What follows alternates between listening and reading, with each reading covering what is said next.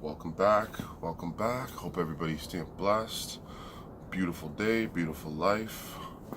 So, I spend a lot of time with children, my children, and through at the school. I get a chance to see kids a lot.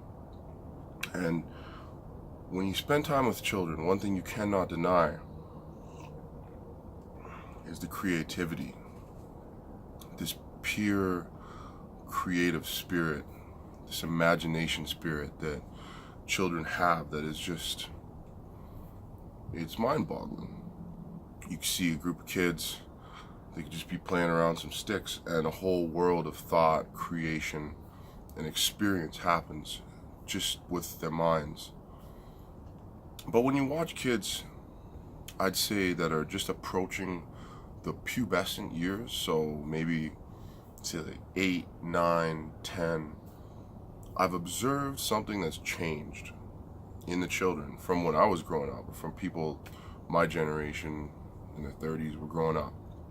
I noticed that something is interfering with the consciousness of these kids, with the creativity of these kids, with their imaginations. So, in my opinion, I think this has a lot to do with things like video games, social media, where back in the day when kids our age were typically playing outside or playing with each other, nowadays they're being more directed into other ways with their attention, like video games. And so it got me thinking, we need to discuss a book.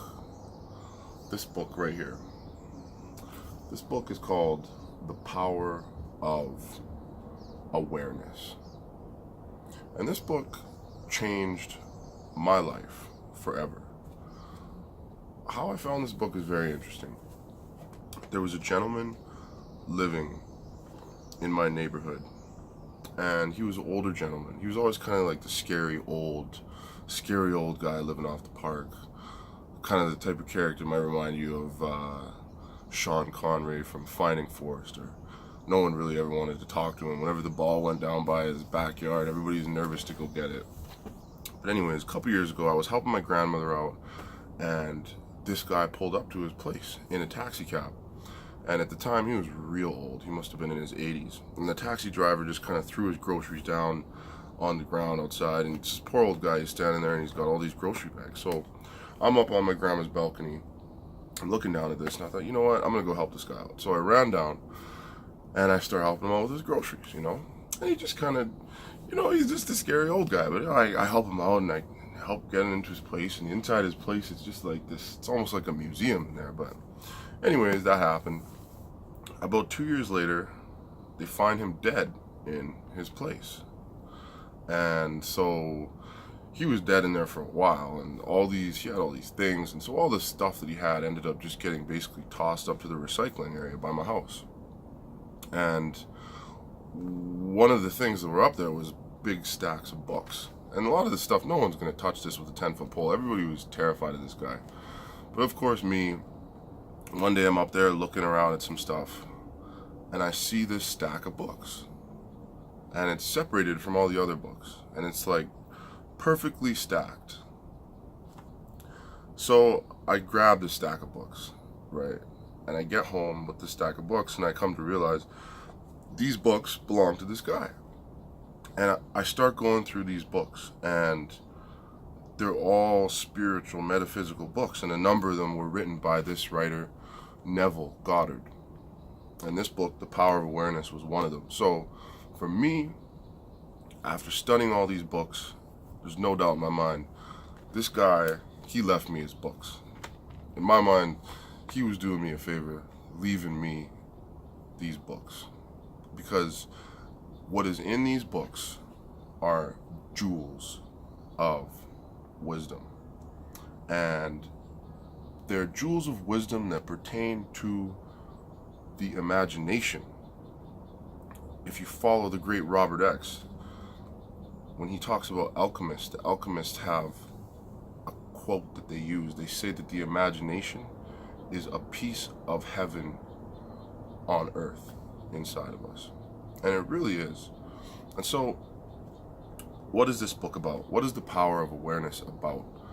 It is about your power. And I want to just read just a few little quotes out of the book that, for me, just changed everything. So the first one is this. It says here, when you resist evil, you give it your attention. You continue to make it real. When you renounce evil, you take your attention from it and give your attention to what you want. So right there, you see in that one paragraph, just the ideas put forth in this book are paradigm shifting. Absolutely paradigm shifting. I'm going to read two more quotes. All right. In the preceding chapter, righteousness was defined as the consciousness of already being what you want to be. This is the true psychological meaning and obviously does not refer to adherence to moral codes, civil laws, or religious precepts. You cannot attach too much importance to being righteous. In fact, the entire Bible is permeated with abomination and exhortations on this subject. So right there, if you're religious, this is going to throw you off. You may say, oh, this is a sacrilegious book.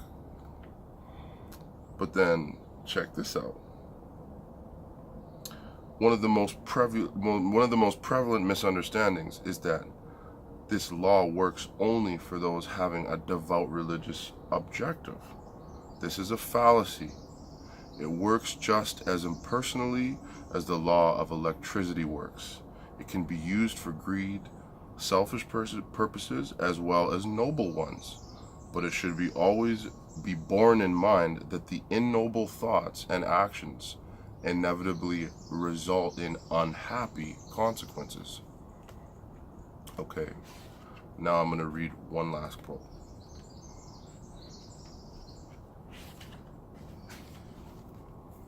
All right. Live your life in a sublime spirit of confidence and determination.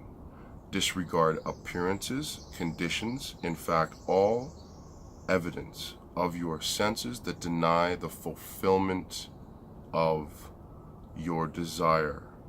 Rest in the assumption that you are already what you want to be. So, that sums it up. This book is about living in your mind where you want to be in your reality. And if you tap into what this book really is talking about, and when you really understand that our minds are the keys to our reality, are the keys to the kingdom that we want to build, that will change your view on life forever. And one thing I realized is it's not for everybody. This wasn't even for me for a long time until I was ready for it. And for many people, it might not be for you until you're ready for it. But when you are ready for this, this will change everything. The Power of Awareness by Neville Goddard. Hit it up. I'm going to put a link to an audiobook. A dude that does real good readings of Neville Goddard. I like him. His name's Josiah Brandit.